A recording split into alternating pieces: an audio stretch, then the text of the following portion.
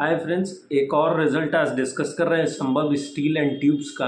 Basically एक quarter 2 का result है संभव स्टील एंड ट्यूब्स का, और कंपनी ने इस बार कॉन कॉल भी किया था, तो उससे रिलेटेड सारे डिस्कशंस करेंगे।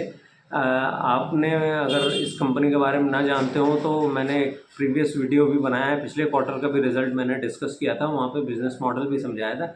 फिर भी एक सेंस बनाने के लिए मैं ज़रूर यहाँ पर बिज़नेस मॉडल को डिस्कस करूँगा।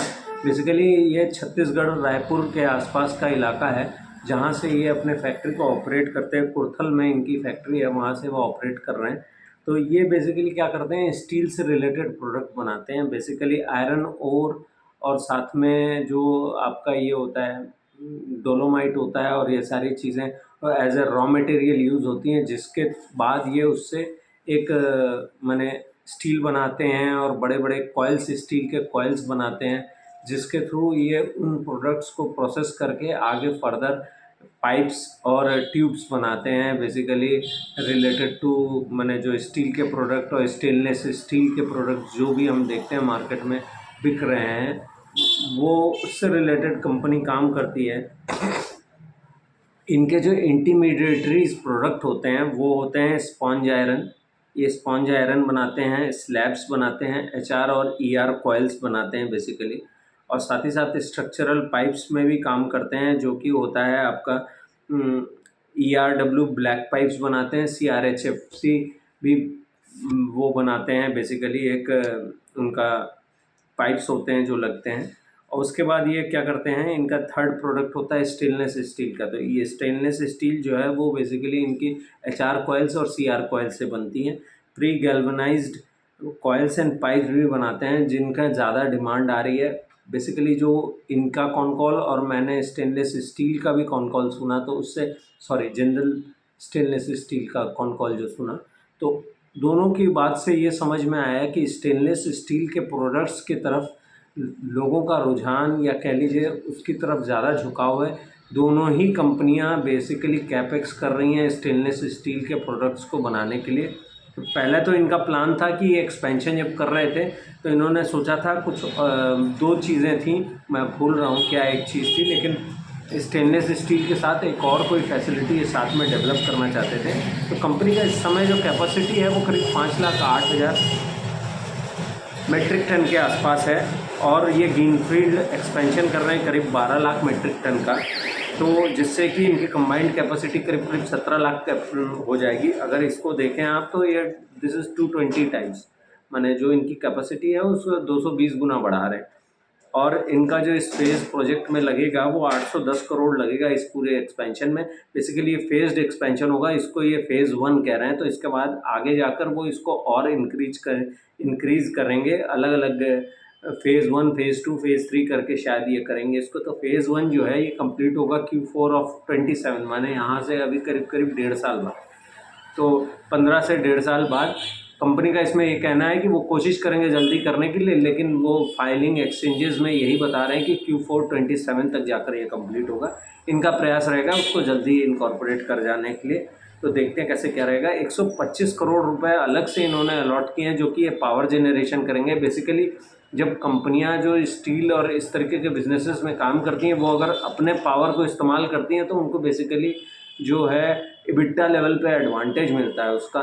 तो इसलिए कंपनियां क्या करती हैं, वो जो अपना पावर जनरेशन का काम है वो भी स्वयं करती हैं। तो बेसिकली 125 करोड़ का पावर जनरेशन का प्लांट लगाएंगे, जो कि 25 किलोवाट का होगा शायद।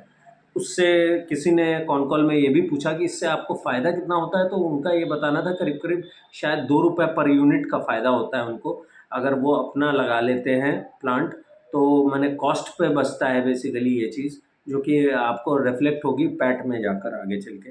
तो इन्होंने ऑलरेडी 200 करोड़ इस पे खर्च कर दिया है। बाकी ये फर्दर और आगे सोच रहे हैं कि 600 करोड़ का कम से कम डेट लेंगे वो, जिसके थ्रू ये पूरा प्रोजेक्ट जो अभी फ़ेज़ 1 है उसको ये करेंगे।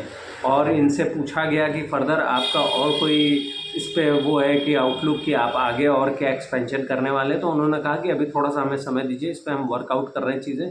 जैसे ही क्लैरिटी आएगी तो वो इसको अपडेट करेंगे। उम्मीद है अगले 1 से 2 क्वार्टर में फर्दर आगे का प्लान और कैसे क्या ये एग्जीक्यूट करेंगे उस पर ये कहेंगे। तो ये तो हुआ बिज़नेस की स्थिति। करंटली जो कंपनी का डिस्ट्रीब्यूशन है वो देश के 10 शहरों में था फिनेंशियल ईयर 23 तक। अब उन्होंने उसको बढ़ाकर 15 स्टेट और एक यूटी में कर दिया है। तो मेरे ख्याल से शायद नॉर्थ ही टच कर रहे हैं, तो शायद जम्मू एंड कश्मीर में ये टच कर गए हैं। ऑलमोस्ट इसकी वजह से हुआ ये है कि इनका जो है, इन्होंने अपने टीम में बहुत सारी हायरिंग की है, जिसकी वजह से एक्सपेंसेस कॉस्ट भी इनके बढ़ गए थे, एलिवेटेड थे। तो इन्होंने बेसिकली ये बताया कि वो ये जो प्लांट बनाने जा रहे हैं इसके लिए वो कस्टमर्स से रीच आउट और ऑर्डर लेना, इसके लिए सेल्स टीम्स और टेक्निकल टीम को इन्होंने आगे फॉरवर्ड कर लिया है। बेसिकली ये उनको इनकॉर्पोरेटेड कर चुके हैं, जिससे कि वो जैसे ही इस फैसिलिटी को चालू करेंगे तो उस पर कोशिश ये रहेगी, ये कैपेसिटी जो एक्सपेंशन हो रहा है, ये स्टेनलेस स्टील का कैपेसिटी एक्सपेंशन हो रहा है 3,60,000 मेट्रिक टन का। तो ये एक्सपेंशन 3.6 का है फ्रॉम द 12 जो पूरा 12 लाख टन का कैपेसिटी इनरोल करना है, उससे 3.6 है। तो आशा करते हैं 3 से 4 फेजेज़ में ये सब कंप्लीट होगा। तो कंपनी का ये कहना है कि स्टेनलेस स्टील के प्रोडक्ट्स की डिमांड बहुत हाई है, उस पर डिमांड भी ज़्यादा आ रही है आगे चलकर। और बेसिकली अगर कंपनी का सेल का फिगर बताएं तो 580 करोड़ का सेल था उनका इस क्वार्टर में, जो कि पिछले साल सेम क्वार्टर में 316 करोड़ था। तो वहाँ से करीब करीब 83% की सेल में ग्रोथ दिख रही है कंपनी की। और अगर इबिट्टा लेवल पे अगर देखेंगे तो करीब करीब वो 22 करोड़ था पिछले साल, और इस साल 60 करोड़ है। वहाँ भी 168% की ग्रोथ है इस क्वार्टर में। तो नंबर तो अमेजिंग है। और अगर प्रॉफिट की मैं बात करूँ तो पिछले साल 5 करोड़ का सिर्फ प्रॉफिट था कंपनी का। इस साल इस क्वार्टर में उनका प्रॉफिट 30 करोड़ का है, ऑलमोस्ट 446% प्रॉफिट बढ़ गया है। तो कंपनी ज़बरदस्त कर रही है। प्रॉब्लम क्या हुई? प्रॉब्लम ये हुई कि पिछले क्वार्टर के जब फोन कॉल में कंपनी ने जो गाइडेंस दिया था एबिटा पर टन का, वो गाइडेंस मिस हो गया बेसिकली। वो गाइडेंस इन्होंने करीब 8,000 से 8,500 पर टन का एक गाइडेंस इन्होंने दिया था, और इस बार एबिटा इनका पर टन जो आया वो 6,100 का आया, जिसके पीछे मैनेजमेंट को कई बार पूछा भी गया और उनसे ये भी किसी ने बताया कि आप प्लीज़ गाइडेंस देते समय थोड़ा सा कंजर्वेटिव रहें, खुलकर गाइडेंस ना दे दें जिसको आप पूरा ना कर पाएँ। तो ऐसा ही हुआ मैनेजमेंट के साथ। बेसिकली उन्होंने 8,500 का गाइडेंस तो दे दिया, लेकिन वो उसको अचीव नहीं कर पाया। अब उन्होंने उसको रिविज़िट किया है और उन्होंने 7,000 पर टन का एबिटा का गाइडेंस दिया है इस पूरे फिनेंशियल ईयर का। वो कह रहे हैं कि इसको हम कोशिश करेंगे अचीव करने की। इसमें 2-3 कारण आए। उनका ये बताना था कि जो इस बार की बारिश हुई उसकी वजह से जो है उनके जो रॉ मटेरियल है उसमें एक जैसे मॉइस्चर कंटेंट आ जाता है, जिसकी वजह से जब वो बनाते हैं तो उस मॉइस्चर कंटेंट की वजह से जितना प्रोडक्ट उनका यूटिलाइज होना चाहिए, माने जो रॉ मटेरियल या कह लीजिए अगले आने वाले प्रोसेसेस में जो उनके रॉ मटेरियल को उनको यूटिलाइजेशन मिलना चाहिए, कि मान लीजिए जैसे हम अब होता हर चीज़ में ये है कि थोड़ा ना थोड़ा स्क्रैप तो होता ही है। माने कि आपने अगर 100 किलो सामान दिया कोई रॉ मटेरियल बनाने के लिए या आगे के अपने प्रोडक्ट को बनाने के लिए, अगर आपने 100 किलो का सामान दिया है तो देखने में ये आता है कि वो जब आप उसको यूटिलाइज़ कर देते हैं या मशीन में कहीं डालकर उसको निकालते हैं तो उसका वेटेज कम हो जाता है। माने 100 में से देखा यह जाएगा कि वो मैं परसेंटेज वाइज ऐसे समझाऊँ कि 2 से 5% आपको या 2 से 4% का आपको वहाँ पर जो है वो इस प्रोसेस में वो माने स्क्रैप हो जाता है, जिसको आप इस्तेमाल नहीं कर पाते। तो उनका यही कहना था कि मॉइस्चर कंटेंट की वजह से बारिश इतनी हुई पूरे मानसून सीज़न में, जिसकी वजह से मॉइस्चर कंटेंट की वजह से क्या हुआ है, इनका ये जो यूटिलाइजेशन का परसेंटेज है वो 2-3% नीचे आ गया, जिसकी वजह से रॉ मटेरियल कम पड़ा। तो रॉ मटेरियल जब कम पड़ेगा तो प्रोडक्शन भी उसी हिसाब से होगी। तो जिसकी वजह से क्या हुआ है, इनका लेवल ऑफ जो मैंने जितना माल बनकर तैयार होता था उससे कम बन के तैयार हुआ, इसीलिए ये एबिटा का लेवल जो है वो नीचे चला गया। हालांकि इनका ये गाइडेंस है कि 7,000 तक हम इसको पूरे फिनेंशियल ईयर में देखेंगे कि 7,000 हम टच करें, इसको कोशिश इनकी ये रहेगी। तो इनका कहना था कि डिमांड साइड पे हम सही हैं और सारे इनके जितनी भी फैक्ट्रीज़ या जितने भी ऑपरेटिंग प्रोडक्शन हाउसेज़ हैं वो सब जो हैं वो ऑलमोस्ट 70 to 80% के आसपास काम कर रहे हैं यूटिलाइजेशन पे।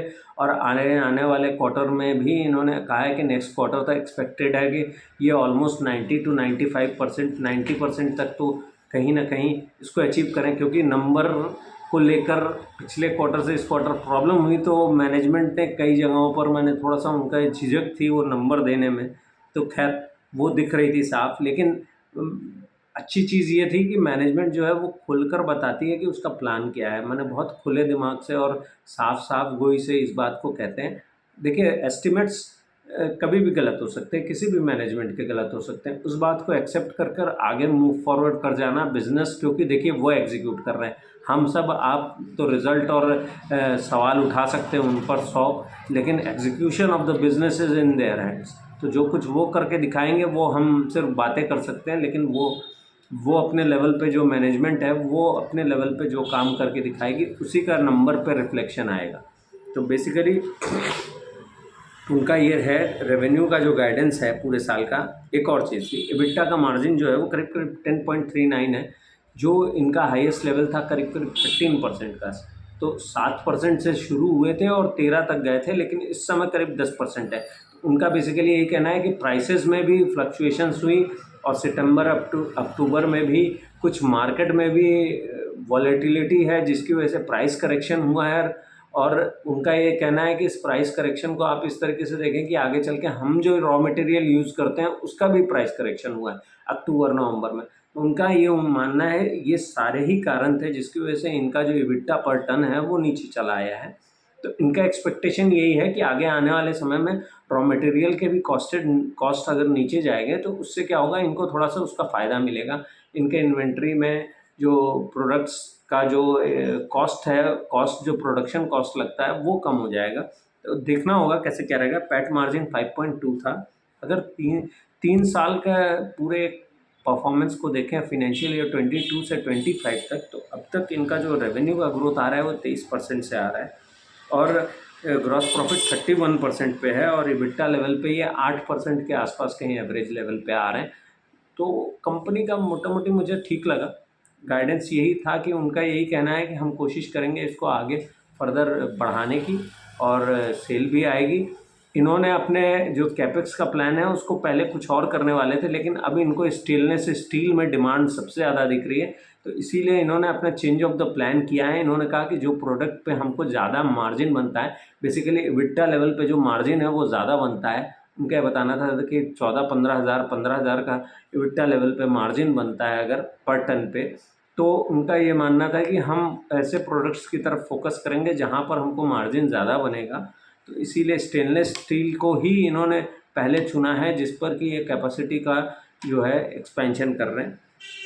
बाकी कुल मिला के कंपनी का रिज़ल्ट तो ये था जो कि मैंने आपके साथ सब कुछ डिस्कस किया। अगर आपका इससे कंपनी से रिलेटेड कोई और सवाल हो, क्योंकि देखिए एक वीडियो में हर चीज़ बताना और समझा पाना, कुछ पॉइंट्स मुझसे भी मिस होंगे, ऐसा नहीं है कि मैं कोई परफेक्ट हूँ। तो मेरे भी एनालिसिस में कुछ पॉइंट्स मैं शायद यहाँ बताना भूल जाता हूँ, पर ऐसा नहीं है कि मैं कंपनी को देख नहीं रहा हूँ। थोड़ा सा वक्त मुझे ज़्यादा लग जाता है वीडियो बनाने में, because there are other things to do. तो उसके हिसाब से मैं अपने टाइमिंग को एडजस्ट कर रहा हूँ। थोड़ा सा समय लगेगा कि मैं सारी जितनी भी कंपनियों को ट्रैक कर चुका हूँ अब तक, उनके सारे रिजल्ट्स को कवर अप करूँ और मैं थोड़ा सा डिटेल इन जाता हूँ, देखता हूँ कि क्या चीज़ें हो रही हैं। जैसे कि कंपनी ने ही अपना EBITDA लेवल को फिर से रीटेस्ट किया, उन्होंने उसको फिर से रीएडजस्ट किया, तो बेसिकली ऐसा होता है। तो इसीलिए मैं चाहता हूँ, कोशिश ये रहती कि आपको इन्फॉर्मेशन थोड़ा फुल प्रूफ रहे। कोई बाय सेल की रिकमेंडेशन नहीं करता। बिज़नेस को आप ट्रैक करें, देखें, ना समझ में आए तो बात करें। कम्युनिटी में बहुत, मेरे इस ग्रुप में आप जाएंगे, अगर कम्युनिटी में किसी का कोई क्वेश्चन हो तो वहाँ भी पोस्ट कर सकता है, वीडियो में भी पोस्ट कर सकता है। कम से कम वीडियो देखें तो लाइक करें और अगर हो सके तो चैनल को सब्सक्राइब करें, क्योंकि मैं इस तरह के कंटेंट बनाता रहूँगा। और थैंक यू सो मच।